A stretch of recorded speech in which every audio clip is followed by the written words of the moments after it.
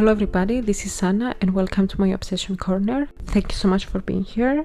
Let's get started. Since today is the first episode, I thought I should explain the concept of this podcast a little bit before getting into today's topic. So I decided to start this podcast with the idea that I kind of wanted to be my corner of the internet where I talk about all the things that I love and I'm obsessed with, hence the name Obsession Corner. And if you know me, you know that I have quite of an obsessive personality. I love talking about the things that I'm into, so here we are. I'm here to have fun talking about the things that I love, and hopefully you'll have fun listening. Oh, and you might have noticed that corner is spelled with a K instead of a C, and that's for two reasons. First, I just thought it would look more interesting, and second, because I think I'm mostly gonna end up talking about K-dramas and K-pop, since those are the two things that I'm mostly into and the media I consume. So I thought it would be nice to incorporate that into the title. Not to say that I won't end up talking about like Western shows and stuff, but I think at least for now it's gonna be mostly K-pop and K-dramas. So yeah, let's get into today's topic, which, as you can see from the title, is Crash Course in Romance, which is a K-drama that I love and is very dear to me. And it's also kind of the reason actually I decided to start this podcast, is because I have so many things to say about the show, but I have no one to do it with. So I thought I could just express all my thoughts here and put it out on the internet for anybody who might be interested in listening. So yeah, before I get into my thoughts on the show and all that stuff, I want to briefly introduce the show to anybody who might be listening and that hasn't watched it yet. So Crash Course in Romance is a romantic comedy K-drama produced by TVN, starring Jung Do-yeon and Jung Kyung-ho. It is directed by Yoo Jae-won, director of Hometown Cha-Cha-Cha. You know I love Hometown Cha-Cha-Cha, or you might not know actually. If you don't know, I love Hometown Cha-Cha-Cha. And it is written by Yang Hee-sung, the writer of Weightlifting Fairy Kim Bok-chu, among other things. And it started airing on the 14th of January and it ended on the 5th of March. The story follows Nam Heng-sung, a single mother of a teenage daughter and an owner of a side dish store who is struggling to make ends meet, and Cho Ji-yeol, who is an incredibly popular and rich math instructor who struggles with his mental health. And the two of them meet and they kind of start out like enemies, and then as they get to know each other, their relationship starts to develop romantically. First, I wanted to talk about my expectations going into the show, just to give you an idea of where my thoughts were before I started watching it. And then I want to compare that to my thoughts after watching the show. So going into the show, I was really excited. I had seen all the teasers and the previews on the, on the TVN social media pages, and it looked exactly like the type of show I needed in my life. It looked so fun, and to have not just a romantic comedy, but to have a romantic comedy that is about like adults, like middle-aged people. I was really excited about that. Personally, I'm a huge fan of adult romance. I love seeing grown people in romances and not just like 20-something-year-olds. I think it just makes the whole thing more interesting and it gives it so much more flavor. And just to give you an idea, one of my favorite K-drama romances of all time and kind of my golden standard when it comes to K-drama romances is Shall We Kiss First? And that's like Ajushi Ajuma type of romance, like grown people. So yeah, I was really excited to finally have more adult romance, plus adult romance and a rom-com. The rom-com part is important because honestly I'm tired of these mellow romances. I want something fun. I want something fun. I want to have something that is enjoyable and entertaining to watch, and it's not just tears and crying or whatever. Plus, it's the legendary Jung Do-yeon starring in a rom-com, so of course I would tune in. Even just for her, I would watch anything. And it's a TVN show, and in my opinion at least, like TVN produces pretty consistently good shows, so I went in with the expectation that they would give us a good show again. Before moving on to my thoughts after watching the show, since I mentioned Jung Do-yeon, I just wanted to address the casting controversy before moving on. And for those of you who might not know, Jung Do-yeon's casting as the female lead in this drama was very, very heavily criticized by some fans because they thought that she was too old or not attractive enough to play the female lead in a romantic comedy. some people were also claiming that the age gap between the two leads was too big and weird. And mind you, like Jon Do-yeon just turned 50 international age this year, and Jung Hyun-ho is turning 40 this year. So it's not like we were talking about like grown-ass people, so it's not like anything weird or whatever. This is like adults. Also in the show, their age gap is even smaller. The characters are closer in age than the actors in real life. So yeah. And the craziest part about this age gap discourse was the fact that I saw people, the same fans who were complaining about the age difference, saying that they wouldn't mind the age difference if it was at the reverse and the guy was older than the woman. So I'm like, okay, double standard. Anyway, going back to the claim that Jon Do-yeon is too old for this role, I really hate this idea that society has that women somehow expire after a certain age and shouldn't get to do certain things. Plus, this is the legendary Jon Do-yeon that we're talking about. One of the most talented, most brilliant, most respected and beloved actresses that South Korea has to offer.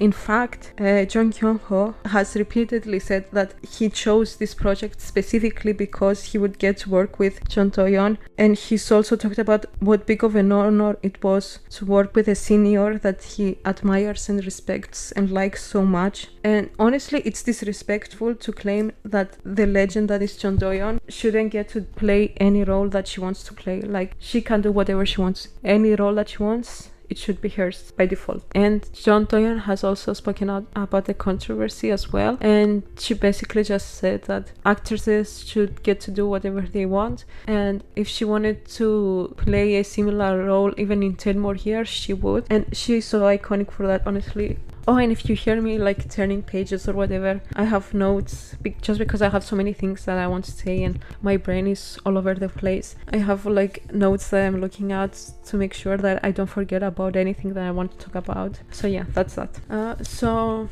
then moving on to my thoughts after watching the show. And also, I think I forgot to mention it before, but spoiler warning, I'm gonna be talking about like things that happen. This is not like a review or whatever. I'm just here to talk about the things that I loved about the show and the scenes and plot lines or whatever and the moments that I loved. So yeah, spoiler warning for that. Anyway, moving on to my thoughts after watching the show. Even though I had really high expectations for this show going in, I wasn't expecting to love this show as much as I do now. Like, I truly became obsessed with this show, and this show has been like my emotional rock for the past 8 weeks in a way that I wasn't even expecting it to.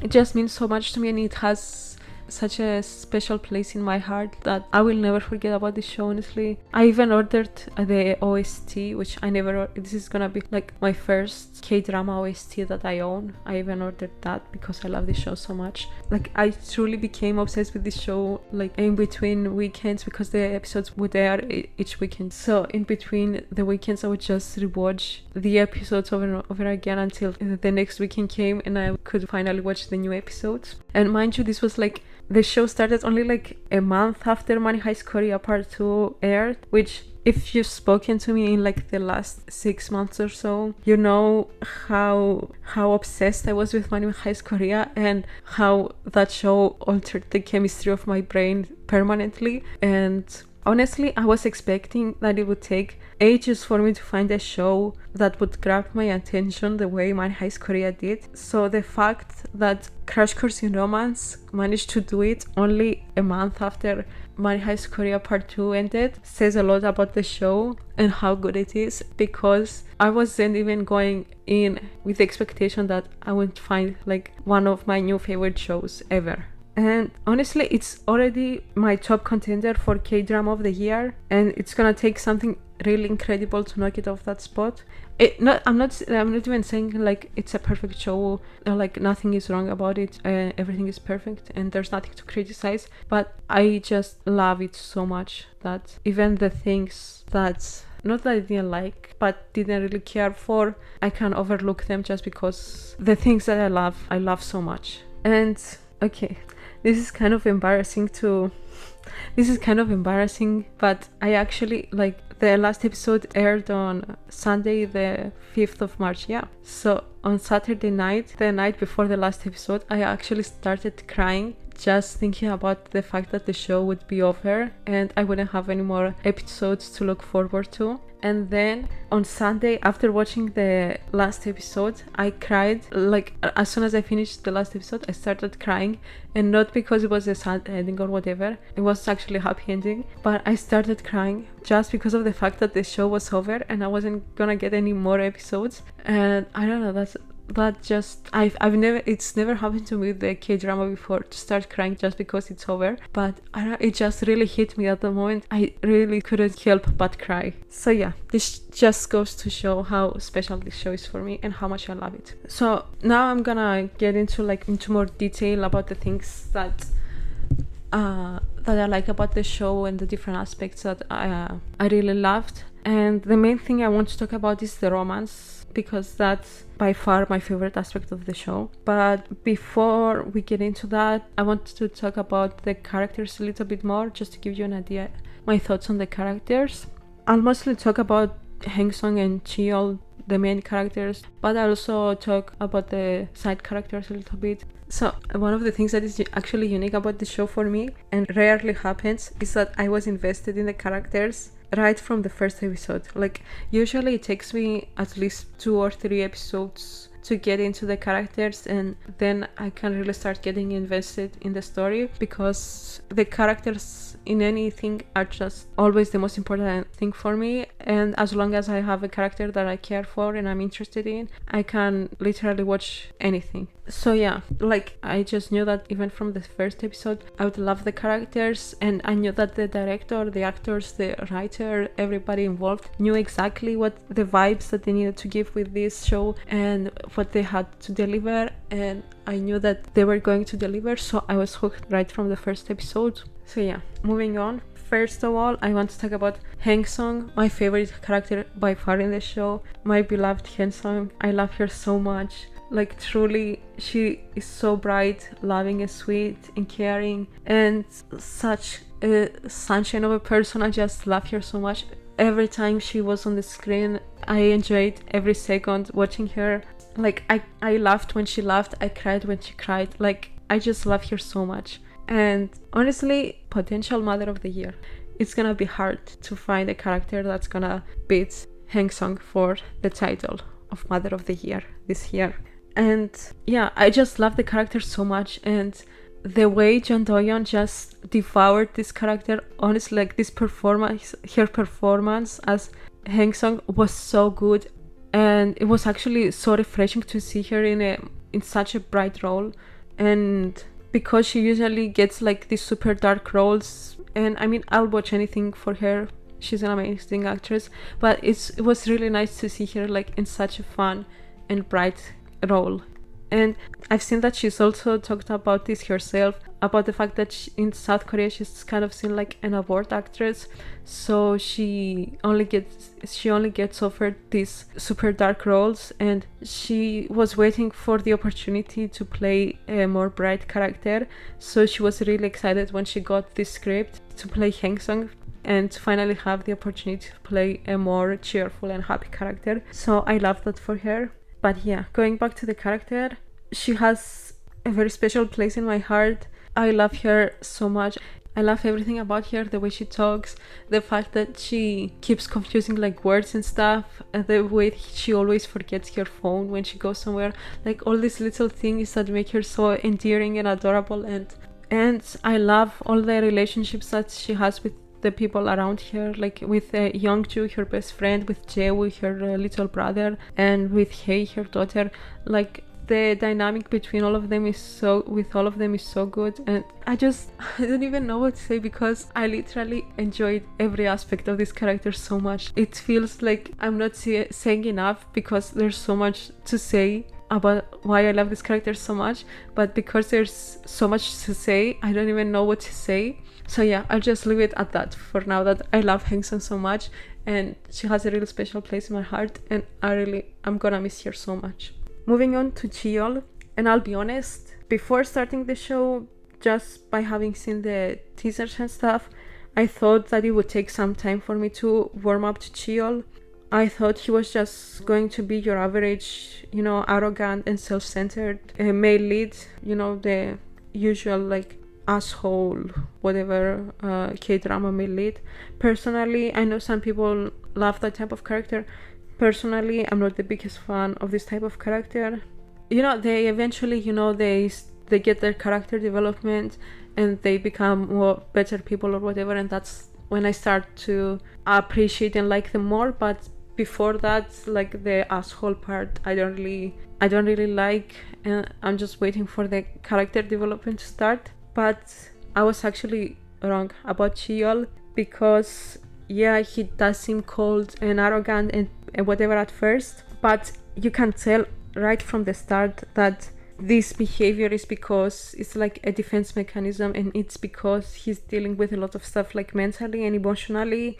And the fact that you can see him like struggling with all these issues, and the fact that you get to see him like even from the first episode, like it's not like he's happy with the way he is. He's trying to improve, but he just has all these issues that he's dealing with, and you can see like he's really struggling with stuff. And the way that for example, the way that he needs Mr. G to repeat that everything is going to be fine 3 times for him to feel like reassured and stuff like that, it just subverted my expectations for this character. And all these things made him interesting like right from the start, and made me root for him from the beginning, which I wasn't expecting. Also, Chiyol, like Hyung-sung, is so fun to watch. Jung Hyun-ho did an amazing job playing him. He really shined in this role. I love the way that Chiyol is so dramatic and so over the top with the things he does.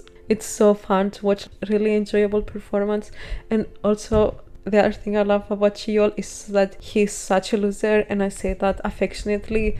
Like the way he was hiding in the men's toilet when Hyung-sung was chasing him after he took Jeo's phone, and the way he was just praying that she wouldn't catch him, like that whole thing. And whenever he has to do anything physical or anything like that, like when they were playing volleyball or whatever, or bowling, the way he just fails at anything physical he has to do is so fun, and again makes him like such a fun character to watch. But the main thing I love about Chiyol is the fact that he is so open about his feelings and his emotions. And like we see that even before he gets together with Hyun-sung, or he even realizes that he has feelings for Hyun-sung. The fact that he goes to therapy and he's trying to, improve mentally, but it only gets better after he realizes that he has feelings for Hyun-sung. The fact that after a lot of struggle, he openly admits to having feelings for her. And when they start dating, the fact that he's never afraid of showing his feelings for her, or when he does something wrong, he acknowledges like his mistakes, and he's never afraid to apologize and be straightforward with her. It's just so refreshing to watch. You could expect nothing less from a man written by a woman. Of course, the writer will deliver on the male lead, and I'll talk about that more when I get into like the romance aspect of the show.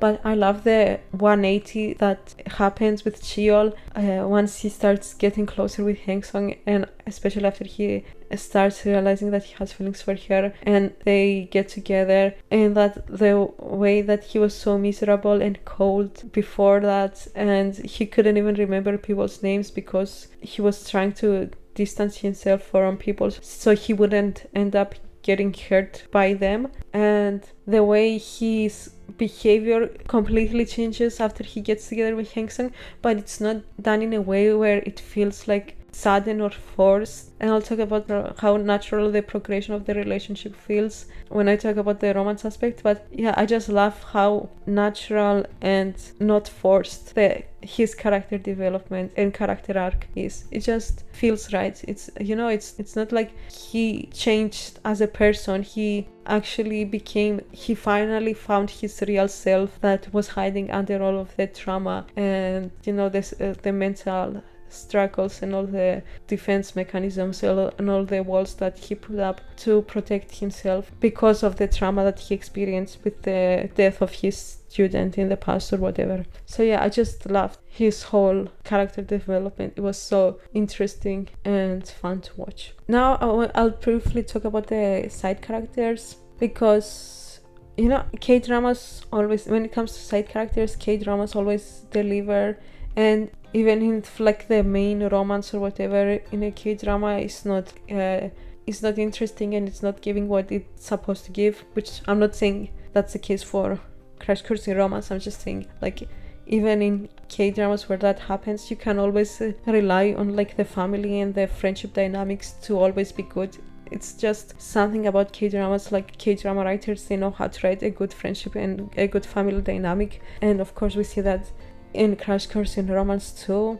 And like I said, I already mentioned this before when I talked about Hang Song, but I just love all the dynamics and relationships that she has with the people around here. Like with Youngju, Jeo, and Hei, the four of them just like feel like a family, and the chemistry and the dynamic between them, it just feels so natural, and it's so enjoyable to watch. First, I want to talk about Hei.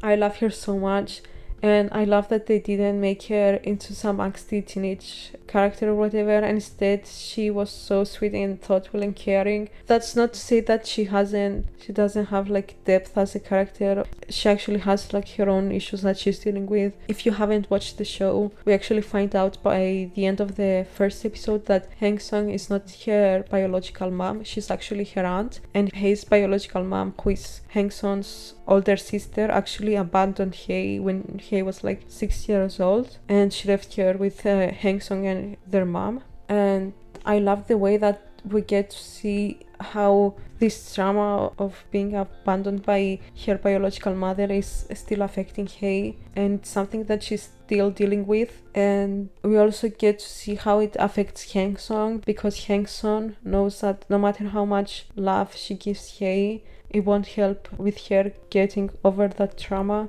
and it's something that Hei has to deal with on her own. I also really enjoyed Hei with her friends. They were really fun to watch. I won't go into much detail about that, but they were really fun to watch. And then we have Youngju. Honestly, I feel like the actress who plays Youngju in general doesn't get enough credit for her work. She always delivers in these like side character performances. When you see her on the cast list, you just know that you're gonna get a good character, and we have that in Crash Course in Romance as well. Her dynamic with Hang Sung is just so good. I love their friendship. They're so fun to watch together. And yeah, again, I enjoyed all of their scenes together very much. Now, the romance between Youngju and Jeo that kind of started kind of out of nowhere towards the last episodes, I didn't really care for it. It was, at first I thought it was a bit weird, just because, you know, they basically grew up together and I saw them as family. So the fact that out of nowhere they had a love line between the two of them, it was kind of strange. But in the end, I didn't mind it as much. It wasn't my favorite, but it wasn't like it was bad either. It was kind of cute actually, but yeah, not my favorite. Actually, even like from early on in the show, I was actually expecting that Youngju would just end up with Cheol's math teacher friend. I just thought that was going to eventually happen. So when the like love line between her and Jeo started, I was really surprised. It caught me off guard really. But yeah, it wasn't bad, it wasn't the best, it just was. And lastly, for the side characters, I wanted to talk about the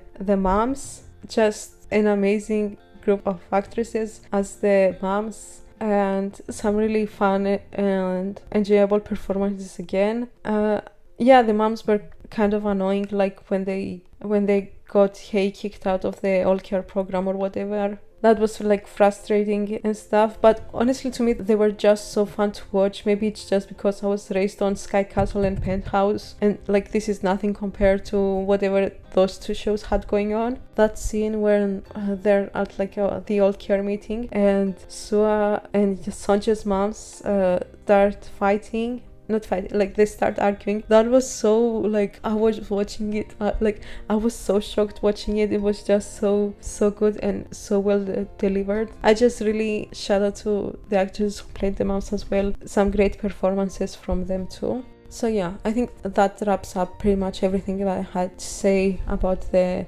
side characters. All around really good performances from all the actors. But moving on to my favorite aspect of the show and the most important aspect of the show. I mean, it's literally in the title, or the English title at least, because the English title is Crash Course in Romance, but the Korean title is Ilta Scandal, which literally means like number one scandal. Ilta is what they call Cheol, like Ilta Sem, meaning like a number one or star teacher. So yeah, that's what the Korean title is referring to. But anyway, sidetrack. So yeah, I'm mostly gonna be talking about not mostly, actually I'm only gonna be talking about the romance between Hang Sung and Cheol. You know, that's the main romance, that's the one I have the most things to say about, that's the one I loved so much. The other romances were cute, but the romance between the romance between Hang Sung and Cheol is just on a different level, like it's just next level. And honestly, one of my favorite romances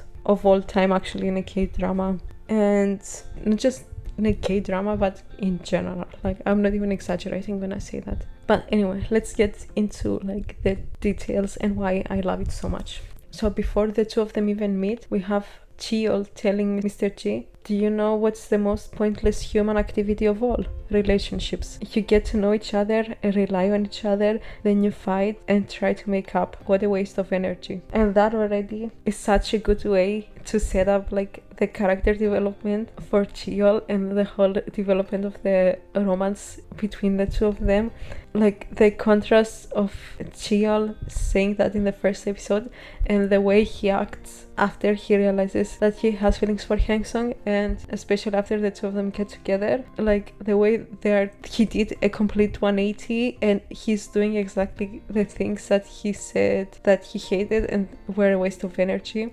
It's just so good. Like the writer just understood what she needed to give and she gave it. The part about getting to know each other, I want to focus on that first, because like I also mentioned this earlier when I was talking about Cheol's character, but I'll go into more detail about it now. The way their relationship develops just feels so natural. It's something that you don't get to see very often in romances in general.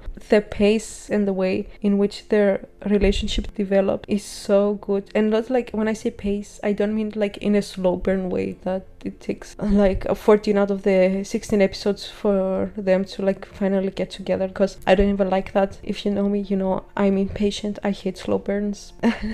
That's not what I mean at all. But what I mean is like in terms of like in universe time, like their real time for them, the pace at which their relationship develops makes so much sense, because they met in the middle of June, right? If I'm not mistaken, that day, because I remember seeing it on Cheo's phone when Cheol unlocked it. I think the date on the phone said 16th of June, if I'm not mistaken. So yeah, they meet in the middle of June, and they, like I said, they start out like enemies because he took the phone and he broke it. And then because like Cheol, he has trouble eating and he cannot eat anything without throwing it up. But then he eats food from Hang Sung's store, not knowing that it's her store, and he's surprised that he can actually eat it without having any trouble. So the next day he goes to visit the store, and before going in he realizes that the owner is actually the lady that was chasing him and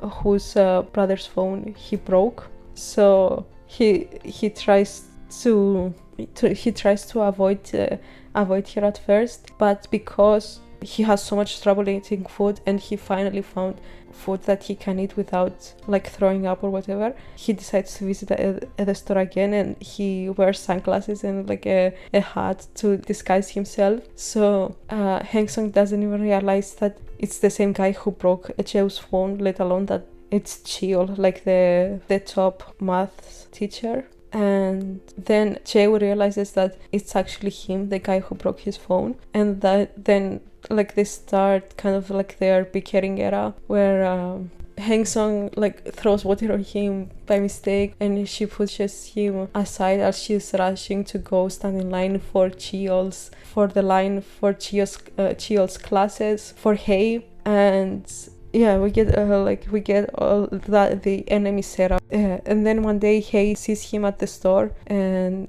they find out that he's Hay's teacher. So that kind of changes the relationship, and they start to like respect each other, and they start to get along basically. And then after Hay is kicked out of the all care program, Cheol starts tutoring her because he feels guilty because he wants food from Hang Sung, and Hang Sung stopped delivering to like the people associated with the company after they kicked Hay out. So that's when they start getting closer. When Cheol finally realizes that he has feelings for Hang Sung is actually at the volleyball game, which was after the party they had for the September mock exam. So that means that they met in June, and Cheol realizes that he has feelings for her in September. So 3 months have passed in between, and it just feels like such a natural progression. It's not like he woke up one day and he realized that he had feelings for her or whatever. It developed very naturally in that sense. And like the way you get at first, you get Cheol bragging about being the 1,000,000,001 man, how precious his every minute is, and how he cannot just waste time doing whatever, but then waits outside the police station to give Hang Sung her phone, and that night he stays with her outside of the convenience store as she's drinking to make sure that she's safe. And the way that he was so strict about his boundaries, and Hang Sung crossing the line at first, but then he slowly starts to let her cross his boundaries, and he actually starts enjoying it. And you get all these little moments that are just so well done and show the progression of the relationship so well, and I just loved seeing that.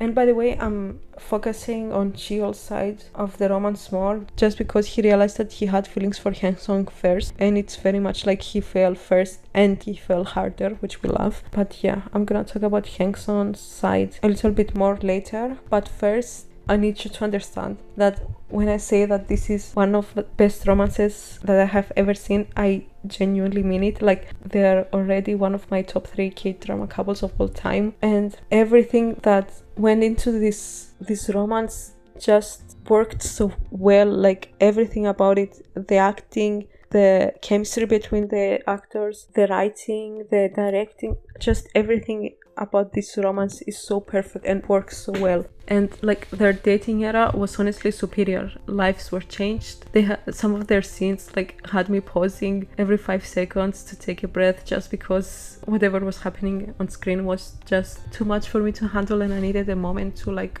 collect myself before I could continue on. The cuteness was just too much, but in a good sense. Like, I wouldn't want anything less. But since I mentioned the writing, I wanted to focus on that. I'll talk about the directing later, but I want to talk about like certain moments of dialogue between the two of them that I really loved, because honestly I think this is some of the best romantic writing I've ever seen. The way that Hang Sung and Cheol have one of the healthiest romantic relationships that I've ever seen in a K-drama. It's just not even just a K-drama, like it's a show in general. The writer really came through with that, like the healthy relationship, and like the way they have open discussions about everything, even topics that are more difficult or more uncomfortable for them to discuss, like the whole thing Mr. G and Hang Sung suspecting him or whatever. The way when she also started suspecting him, the way he didn't hide that from Hang Sung, and he was so honest about that, was honestly so nice and refreshing to see, because you don't usually get this level of openness in like K-drama relationships, and some of their dialogues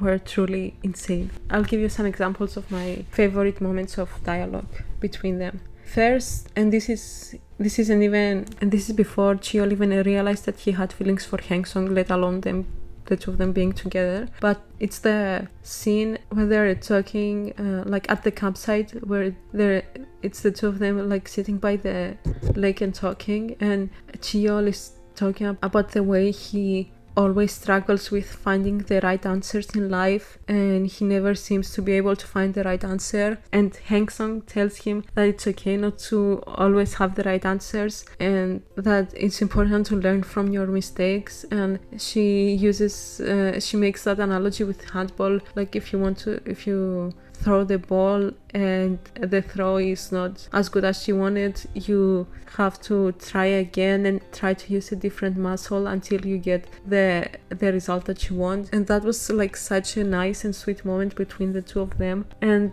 yeah, it was like such a beautiful moment that I loved. And you really got to see like how the two of them were starting to really get closer with each other. And this was like before they were even dating. The next scene that I want to talk about is the public confession scene. And let me tell you, I lost my mind watching this scene.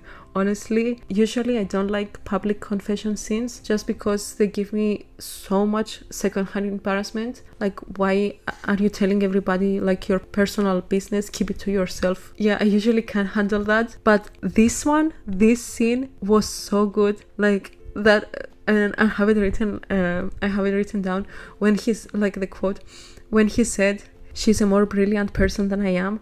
She's extremely kind-hearted and shines so brightly. I liked her on my own, so please mind your words." Like what? Like the writer's pen was on fire writing that line. Like truly, I was watching it and I was like, oh my god, like chincha micho. So like what is going on? I was in shock watching it. Like so good, just so good. Like honestly, I don't even have words to say how good that scene was. And then we have the scene at the like karaoke room, which is like their next interaction after the public confession scene. And I just loved how open and direct Cheol was about his feelings in that scene.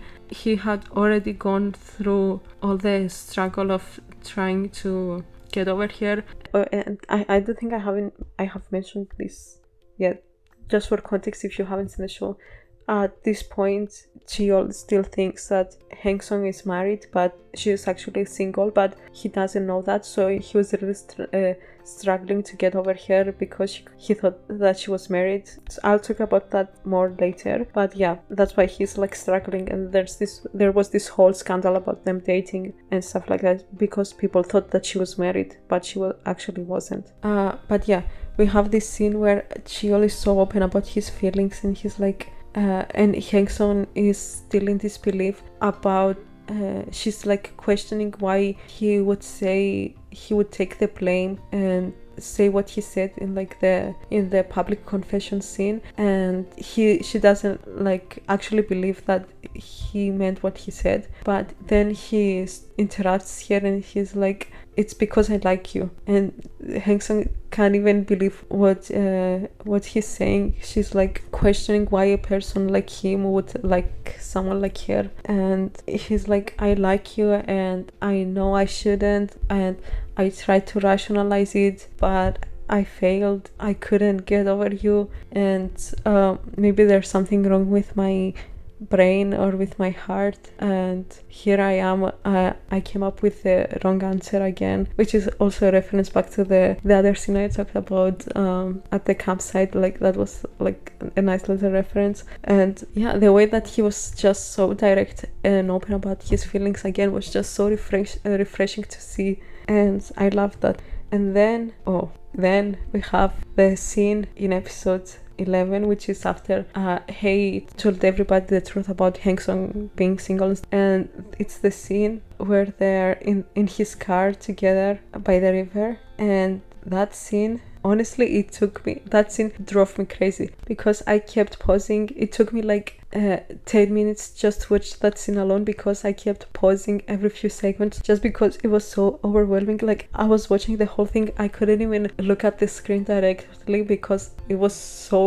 like everything was going on was too much, and I was like watching it like I was watching it like covering my eyes, going like "Otoke" the whole time. And it was the scene where like they start talking about when each of them realized that they had feelings for the other, and the writer really did a great job showing Hangson's side of the romance in this scene, because up until this point you had like these little moments where you could see it happening, but it was much more obviously like Chiyol when through this whole thing of realizing that he has feelings for her, that he likes her and trying to get over her. So it was really nice to see like have a moment that focuses on like Hangson's side, and you see like the progression through her eyes. And again we have like this great bit of dialogue from Hangsong where she's like, at first I thought you were a nut job, then you were a nut job who was full of yourself.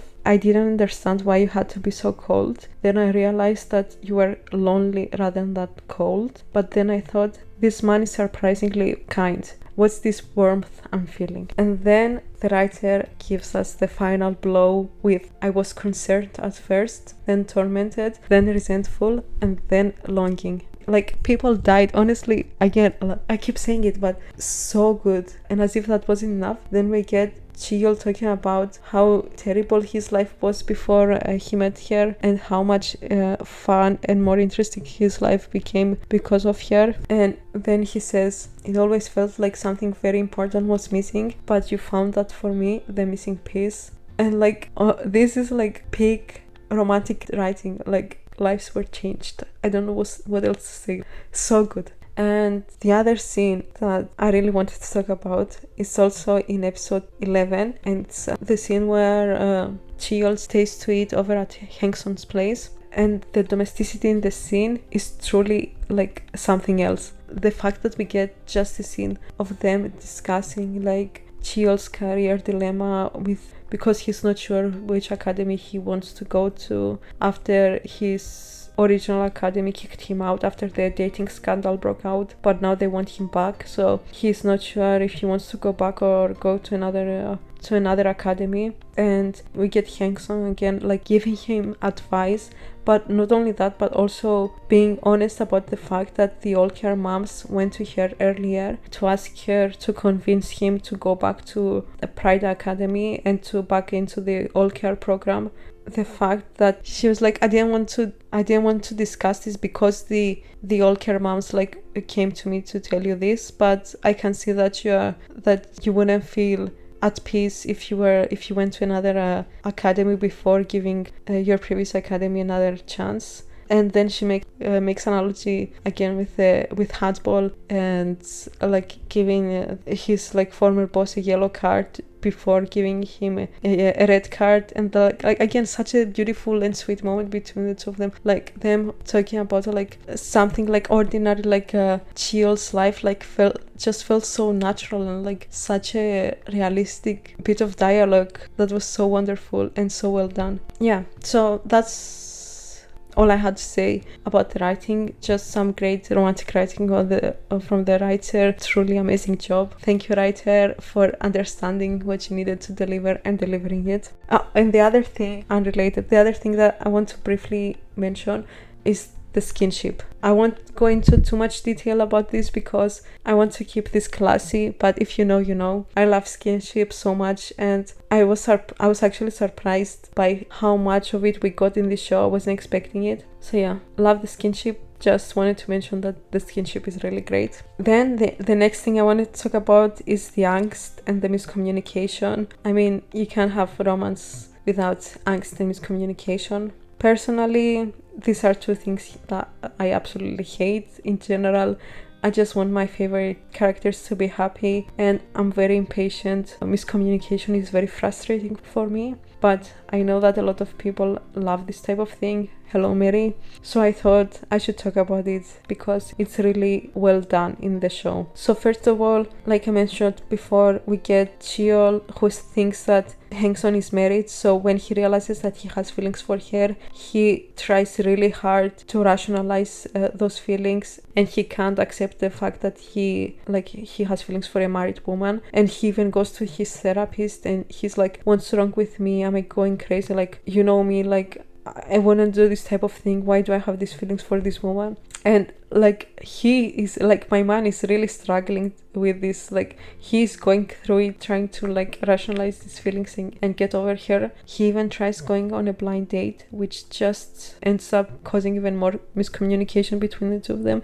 And we get like a jealous Hang Sung, which was actually kind of cute to see her. Like this is before she even realizes that or she acknowledges that she has feelings for him. So it was cute to see her like getting jealous over him going on a blind date, and like how angry she got because it was cute like seeing her being so jealous. So like I said, Cheol is really struggling to come to terms with the fact that he has feelings for Hang Sung, and then he finds out that she's the daughter of the woman who used to feed him back when he was like a university student and he was struggling like financially. So then he tries to rationalize his feelings by saying that it's because of the connection that they have from the past, but that doesn't work for long, and eventually he accepts that he likes her, and that's where the angst really starts. And I was really struggling here, like this like couple of episodes were really hard for me. All the angst, all the miscommunication, I was like, can we get this over with? Like, can you like tell him the truth, and can you, the two of you, just be happy, please? Like, I'm begging. But yeah, so after he like realizes, oh, like it's not just that I have feelings for her, like I actually like this woman a lot, he tries to cut ties with her immediately, because he, like I said, he still thinks that she's married. And they actually say goodbye at the place where they first met, which is like outside the urology clinic at the hospital, when Jae like took pictures of Cheol's jacket, which which made it even more painful. Not only do you have them like saying goodbye presumably forever, but you do it in the place where they first met. Like this is actually like so cruel, honestly. And after that, they're both really struggling. Like Cheol really can't get over Hang Sung, and he misses her. And Hang Sung, who hasn't even admitted that she has feelings for him too yet, and can't tell him the truth about her being single because she doesn't want to hurt Hae, and her priority, like no matter what she's feeling or anything, her main priority is Hae's like safety and happiness. So she can't tell Cheol the truth, or she feels like she can't tell Cheol the truth. And then we get the scene where Cheol gets drunk, so Jae has to take him home, and we get the like dream kiss, which, as we find out by the end of the episode, wasn't actually a dream, it was real, and it was their first kiss. And let's just say people died. So after that we see Hang Sung, like after that Cheol disappears for like a week or so, and Hang Sung cannot reach him, so she goes to the campsite to look for him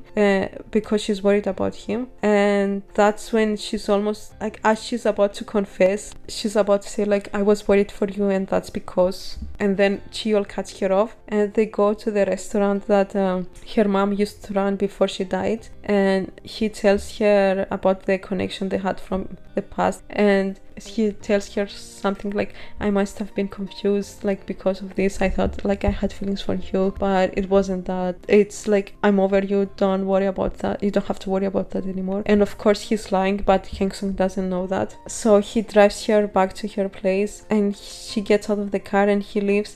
And then we have Hang Sung, she starts crying in the middle of the street because she's like, and Youngju comes and she's like, everything turned out for the best, but it feels like my heart is torn into like into pieces. And she's like crying, and she's like, I must have really liked him. And then we have Cheol, as he's driving away, we can see him also like starting to tear up and crying. So yeah, they're both like really going through it. And then the next day, Cheol stops outside of the store in his car, and he just stays there in his car, and he's just looking at Hang Sung when she goes outside. Like the yearning in that scene, oh my god, it was too much. Like I said, I hate this type of stuff. Like I just want my faves to be happy. Like, so like I was really suffering during these 2 episodes. But as I say, after every storm comes a rainbow, and Hei sees him like outside the store, and she saw like Hang Sung crying the night before outside the store. So she decides to finally go tell him the truth, and she does. And Cheol finally finds out the truth about like Hang Sung being single and her being like actually being Hei's aunt and not her biological mom. And like you can just see that like the relief in his face is so obvious. Like, oh my god, like it was so satisfying to finally have the truth out. And then, like I said, one of the best dating eras that I've ever seen starts, and truly they were so cute. And that's it. That's the thing I wanted to mention. Like their way their dynamic shifts from like chaotic and fun at first, then to like cute, and then to angsty, and then to like literally the best relationship ever. Like the actors did such a good job portraying all of those different phases in their relationship. And yeah, their dating era was just so cute. They had me looking like, you know, that one Min reaction meme. That's what I looked like watching all their scenes together after they got together. Just some truly insanely cute scenes. And like the fact that we even had Cheol like acting all cute and even doing like Aegyo, because like Hang Sung is naturally like a cute character, so of course she like acted cute in the relationship. But the fact that we had like Cheol doing Aegyo and all that stuff, and when he called her Nuna, for example, oh my god, like that was so. And you know that moment where he calls her Nuna, that was in the preview for episode 13, right? So like episode 12 aired Sunday, so then you had like 6 days until Saturday for episode 13. And that moment where he called her Nuna was like in the preview at the end of episode 12, in the preview for episode 13. So in the week between episode 12 and episode 13, I literally rewatched that little like 2-second clip of him calling her Nuna so many times. Like that single moment like rewired and rebalanced the chemistry of my brain consistently throughout that whole week. Like I said, we get 3 episodes of the best romance I have ever seen in my life. And then towards the last episodes, we started focusing on the murder plot. I haven't really talked about the murder plot up until now. I'll talk about it more later, but yeah, it becomes the main focus for like a couple of episodes until it's resolved. But I'll talk about that later, about the murder plot. I want to finish talking about the romance first. And what I wanted to say is that I love the fact that you can see how important this relationship is for Cheol. Not that it's not important for Hang Sung, but it's obviously so much more important for Cheol, because even before they got together, Hang Sung still had like a loving family and a happy life. Even though she was like struggling financially, she still had like an amazing relationship with her family and her friend. Whereas you had Cheol, who was living like basically an empty husk of a man. But then when he gets with Hang Sung, and not even before like they actually get together, once he starts getting closer to her, it's like not only did he find the love of his life, but he also found a family, because you can see the way he also starts getting closer with Jae-woo and Hei. And the fact that he cares about Jae-woo and Hei so much, and they actually start to mean so much to him as well. And it's not just his relationship with Hang Sung, and the way he's so open about it, that like the fact that he lets Jae-woo call him brother-in-law literally the day after him and Hang Sung started dating, and how much he cares about Hei and how she's doing with like her studies, and after when she's hospitalized, how worried he is about her, and how happy and relieved he is when she finally wakes up. Well, I think I'll talk about that whole thing when I talk about the murder plot again, because it's more related to the murder plot. But yeah, I just love how you get to see him developing relationships, not just with Hang Sung, but with the people around Hang Sung too. That just makes it even more special, and it adds to like the domesticity of it all, because it really feels like a family is like forming, you know what I mean? Just so good and like wholesome all around. Oh, and also kind of unrelated, but the other thing I wanted to mention is that I love the titles of the episodes so much and how they're all kind of related to math and science. Some examples, like for episode 1, the title is You and I, the intersection of two universes. Then episode 3, the title Number of outcomes where dislike becomes like. Then episode 9, the butterfly effect of our relationship. Then episode 10, emotion, the variable that alters relationships. And episode 11, the functional relationship of our love. And then finally, episode 16, You and I, the union of two universes.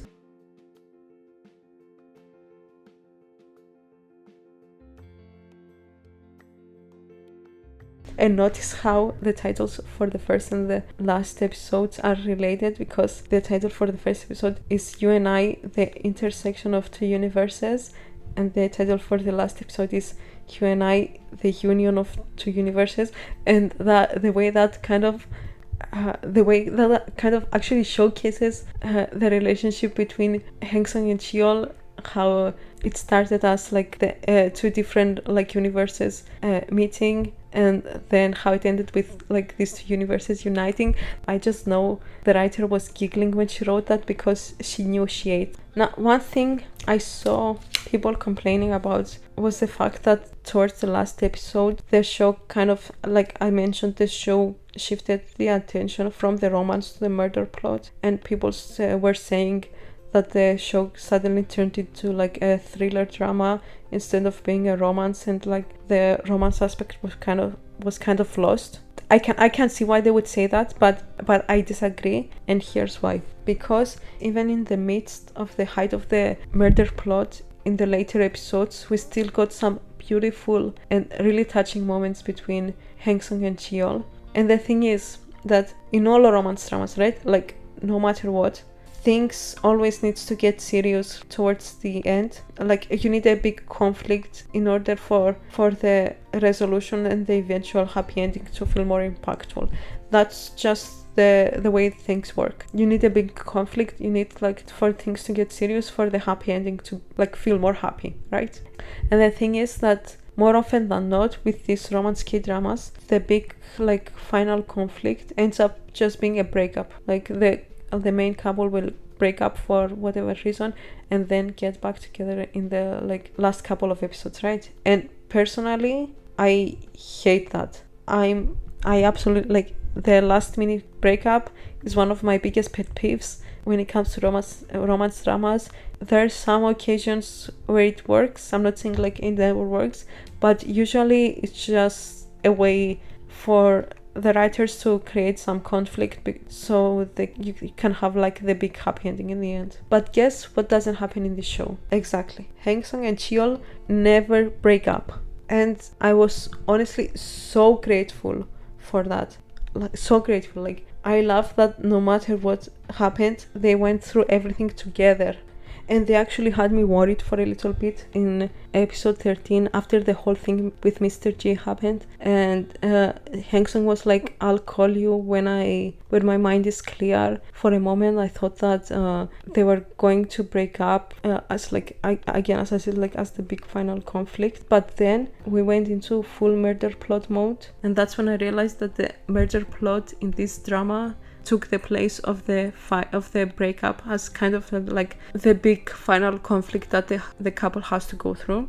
And like I said, I'll talk about the murder plot later, but the thing I love about the fact that there was no breakup, and despite whatever was happening with the murder plot, like I wasn't the biggest fan of the murder plot at all, but despite everything that was going on with the murder plot, even though I didn't care about that, the fact that we had some beautiful scenes between Hangsung and Cheol that showed how much they care about each other, like the way Cheol rushed to help Hangsung find Hae after she disappeared, and the fact that he stayed up with her all night while waiting for Hae to be found, and then he stayed by her side in the hospital while Hae was being treated. and he like paid for a VIP room for Hye so Hang Sung could stay with her all the time instead of like having only visiting times in a regular ICU room. And the way he stood up for her when the policeman was accusing her of like abusing Hye because he was her niece and not her biological daughter.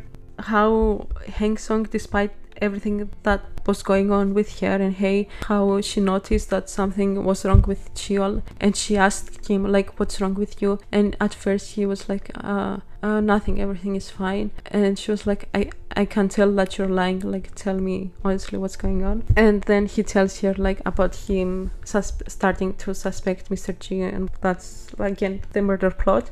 And yeah, after everything that happened with the murder plot resolution, the way she goes to his place to check up on him and like bring him food to make sure that he's eating, like all of these scenes, all this, like we get all this like beautiful and touching scenes of them like taking care of each other and being there for each other throughout everything that was going on. Despite everything that was going on, like the fact that they were still there for each other, that was so beautiful. And to me at least, that makes this more romantic than any romance I've ever seen. The fact that you have them going through everything together and being there for each other no matter what. Like in the span of these like 3 episodes, actually it was kind of like 2 episodes, I would say. The murder plot was like half for episode 13, for episode 14, and like half for episode 15. So like in the span of these 2 episodes, basically you get all these beautiful moments of them being there for each other.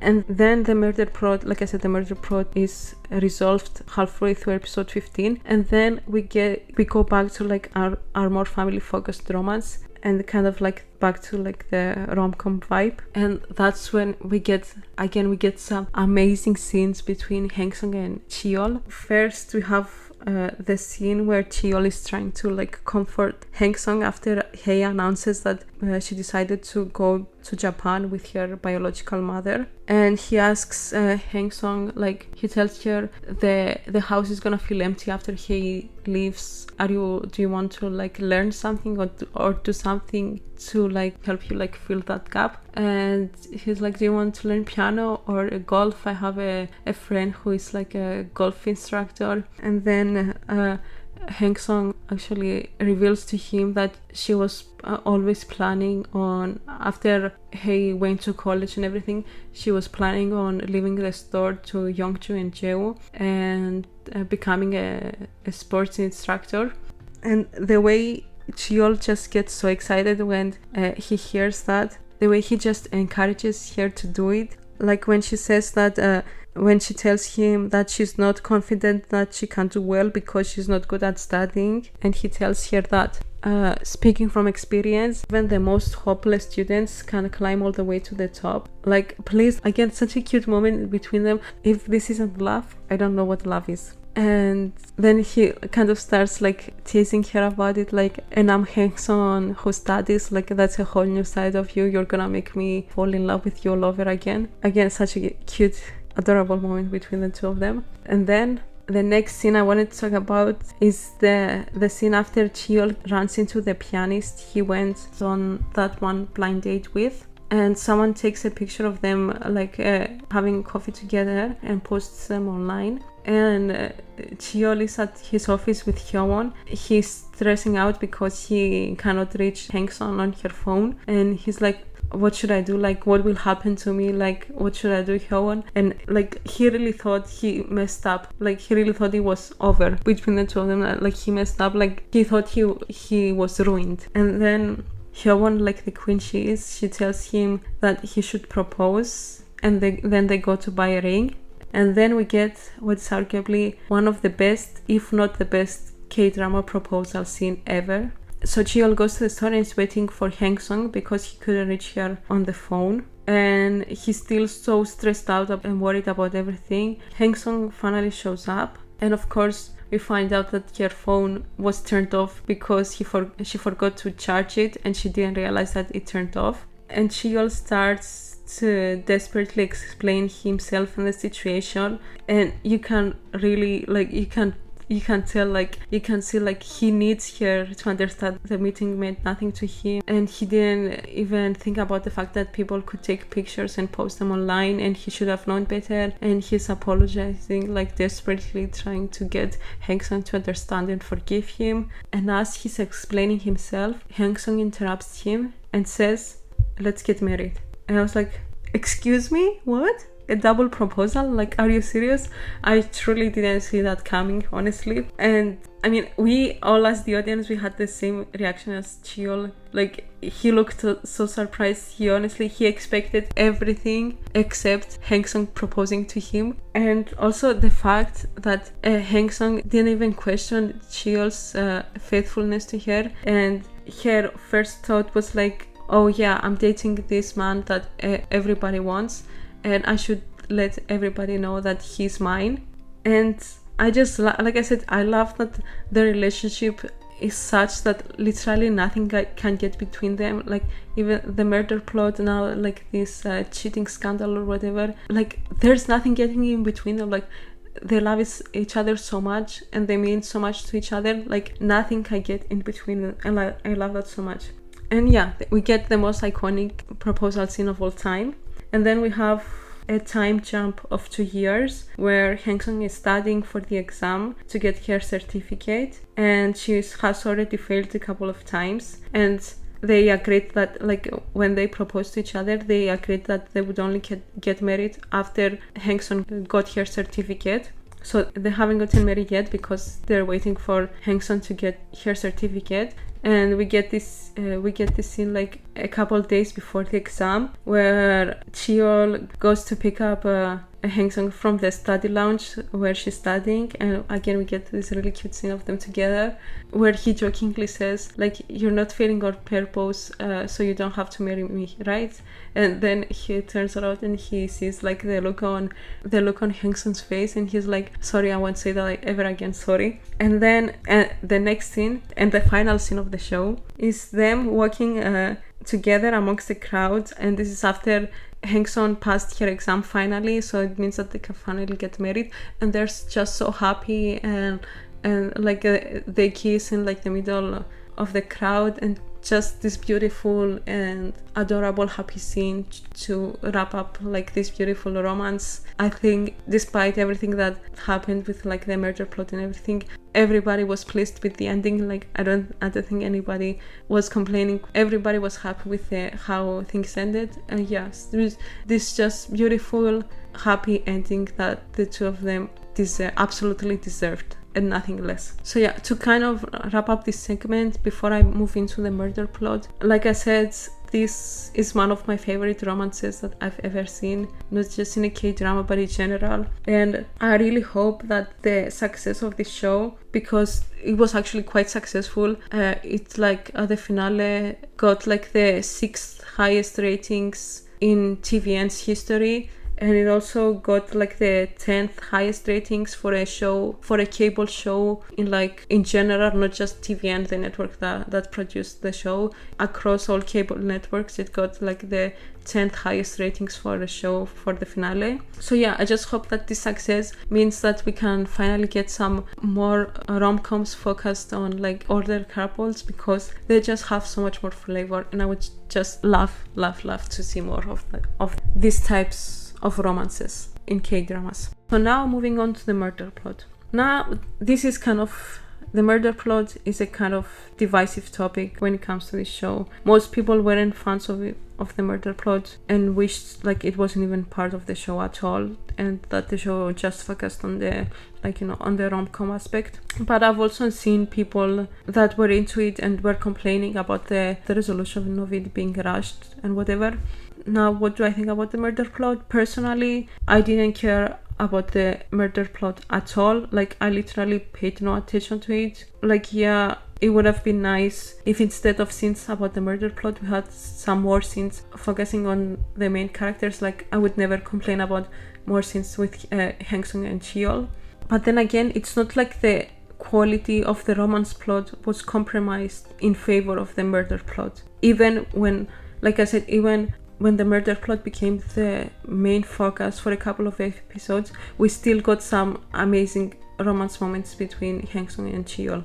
And like I said, even though I didn't care about the murder plot at all, as the episodes went on, I actually started to appreciate it, not in the sense that I started to like it or become interested in it, but in the sense that I started to understand its purpose in the show. Like I said, it kind of took like the place of the big like final breakup at the end of towards the end of the show, and I actually like, to be honest, I actually liked that we had the murder plot instead of the breakup. Let me just explain my thinking a little bit, because I know if any like fans of the show are listening, it might sound weird to me to say that I prefer to have the murder plot than a more romance-based like final conflict. But so let me explain my thinking. So before I even started watching the show, just by having seen the previews and by knowing the Korean title, Ilta Scandal, emphasis on scandal, I had started like anticipating what could happen. And what could happen and what I thought would happen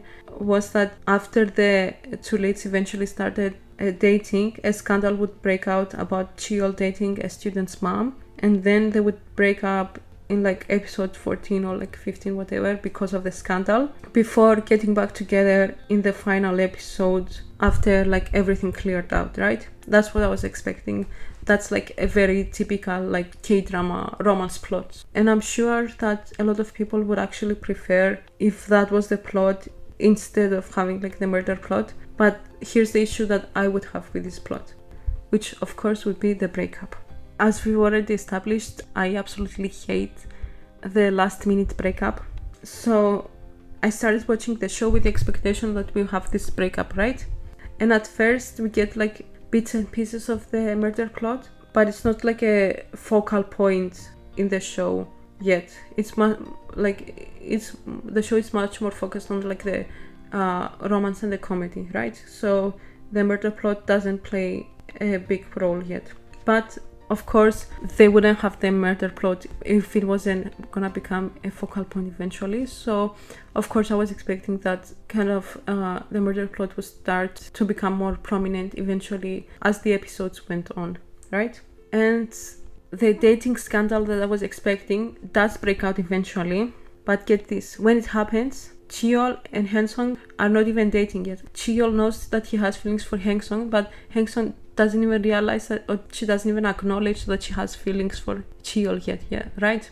So my expectations go right out of the window. The dating scandal does happen, but the characters are not even dating when it happens. And like I said, I was still expecting a breakup to happen because of what happened with Mr. Jim, whatever.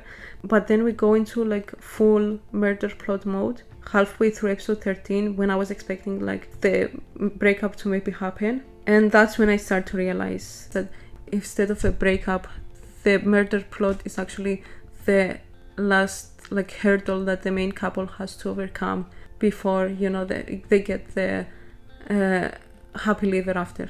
And just like that, the breakup never happens. And honestly, I couldn't be happier about it.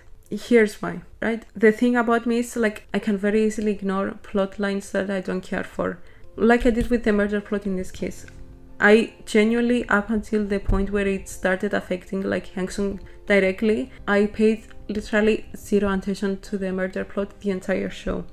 So the murder plot was incredibly easy for me to ignore, yeah. But what would have been easy for me to ignore is if instead of the murder plot we had a breakup that directly affected the plot line that I cared about, which was the romance plot line. So that would have been actually devastating for me, right? Like I would be in shambles if they actually broke up instead of having the murder plot. So the fact that I had this thing that I didn't really care about, I could ignore very easily, instead of having like a breakup that would really like, honestly, that will actually affect me emotionally because of how emotionally dependent I was on the show. I couldn't be happier about it. And honestly, there's things to criticize about the murder plot, like very obvious red herring from the first episode. Like, or anybody who like watches K-dramas regularly, I think, caught on to the fact that Sonja's brother wasn't actually the killer and it was Mr. G. Like right from the start, from the first week I saw like the majority of people suspecting Mr. G, so very obvious red herring. And I also saw people complaining about the fact that the resolution was like rushed. The fact that Mr. G kind of like just killed himself instead of like being punished for the crimes that he did.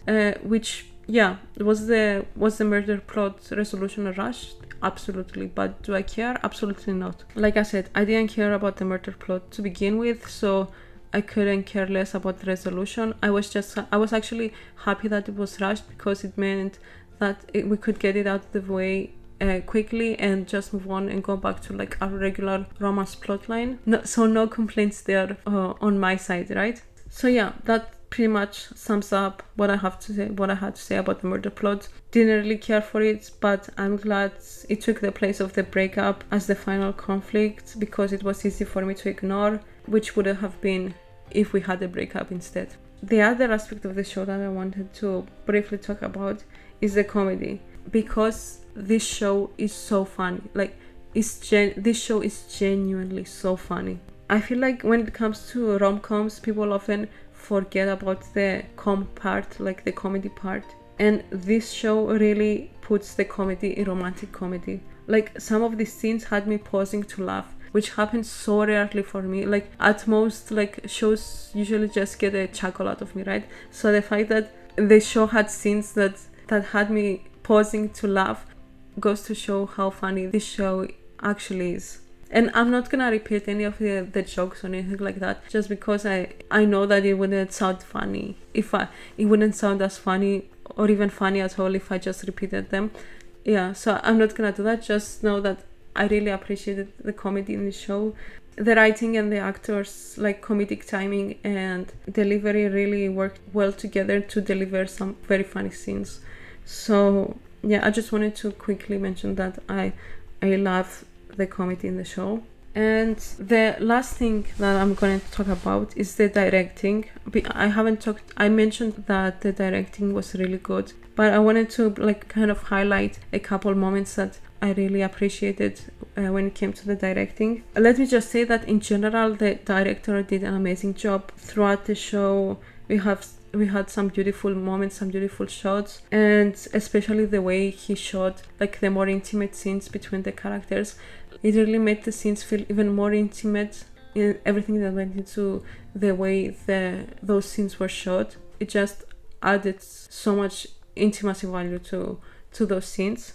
But yeah, like I said, I have a couple scenes that I want to talk about specifically. And the first scene is the one in episode 6, which is the scene that I already mentioned before when I was talking about the dialogue. That scene where Hangsung and Cheol are talking at the campsite. After that conversation is over about like finding the right answers in life and all that, after that conversation is over, Hangsung gets up to put on some music. And we get this beautiful one shot that pans out as Hangsung gets up from the chair and goes to the table to turn on the music. And then she starts singing along to the song. And then the shot starts to pan in on Cheol as he takes off his AirPods so he can listen to the song that Hangsung is playing. And as the shot pans in on Cheol, Hangsung goes out of frame and we get like this little moment that is just between like us and Cheol. And like the way that the light is reflecting on the lake and the colors in the sky, you know, it's just so beautiful. And then like this little peaceful moment, and then Hangsung comes back into frame to show Cheol some exercises to help him sleep better, and then the shot pans out again. But yeah, that scene, like that one shot, was just so beautiful and immersive. Like the way the camera moved around and focused on different characters at different times, and in combination with the, like I said, the light, the way the lights reflected on the lake, combination with the music, it was just such a beautiful moment that I absolutely loved, and props to the director and everybody involved. And then the next scene I wanted to talk about, like this brief moment And the other scene that I wanted to talk about is in episode 12. After Jae rejects Youngju, we get this really nice dolly zoom on Jae as he's worrying that he upset Youngju. And I'm a sucker for dolly zooms. Like, give me a dolly zoom and I'll eat it up every time. So yeah, that was like a really nice scene. And it was like nice to have a scene that was focused on Jae by himself, and it was like a really well shot scene as well. So yeah, those are the two scenes that I wanted to like briefly talk about. But again, some beautiful moments, some beautiful shots throughout the show. So props to the director, really did an amazing job, like everyone else involved in the show. So yeah, that sums up everything I wanted to say about Crash Course Romance. I actually have a lot more things to say, especially when it comes to the romance. Like, I could go into much more detail analyzing specific scenes and little details in those like scenes. If you know me, you know how analytical I can get with stuff like that, because I rewatched these scenes like dozens of times, so I notice stuff like that you wouldn't notice on like your first or like your second watch. So of course I have like a lot more things I could say about those scenes, especially those scenes between Hangsung and Cheol. But because if I did that, we would be here forever, and I need to eventually just finish this and get this edited and out, so I can move on and talk about other things as well. Yeah, but we can't stay here forever. I need to I think I would go crazy editing this if I sat down and analyzed all the little details that I noticed in all the scenes. Unfortunately, I have a job to do as well. So yeah, I mean, if you want to talk about it more with me, you can just message me. I would love to talk about the show, and I hope if you've listened up until now and you haven't watched the show, even though I spoiled everything, I hope that this helps convince you to watch the show, because I'm sure that you will love it. And yes, I'm talking about you specifically, Mary, but not just you, to anybody who might be listening, who might be interested in watching the show. You should definitely watch the show if you haven't. It's really an amazing show, and I'm really going to miss it. I'm recording this on Sunday the 12th, right? So it's like a week after the show ended, and I'm still going back and rewatching the episodes. I'm not ready to move on, and I think I won't move on for a while at least. So yeah, if you want to talk about the show, I'm here anytime, more than happy to talk about it, even more than I already have. I still have, believe it or not, I still have a lot of things to say. So yeah, that's everything I wanted to say. Thank you so much for listening. Thank you for being here and making it all the way to the end. I really appreciate it. As for the next episode, I'm not sure when that's going to be. I'm not 100% sure what it's going to be about, but I think the next episode is going to be K-pop talk, talking about recent K-pop comebacks and K-pop news in general. I'm not sure when it's coming, but I think next episode is going to be K-pop talk, and then we'll see after that. Oh, and also, I almost forgot, but I wanted to mention that Jeon Do-yeon has a movie coming out on Netflix on the 31st of March. It's called Kill Boksoon, and she's playing a single mother of a teenage daughter again, but this time she, instead of having a side dish store, she works as an assassin. So make sure to check that out when it comes out. I'll be watching it as well when it comes out. I'm not sure if I'm gonna end up making an episode about it, but I'm sure that I will enjoy it. I mean, of course, it's Jeon Do-yeon we're talking about. I'm sure that I will enjoy watching her performance in this one as well. So yeah, make sure that you check that out. I think that's all I had to say. I hope I haven't forgotten anything. Again, thank you so much for listening, and thank you for making it all the way to the end. I really appreciate it, and see you next time. Bye bye.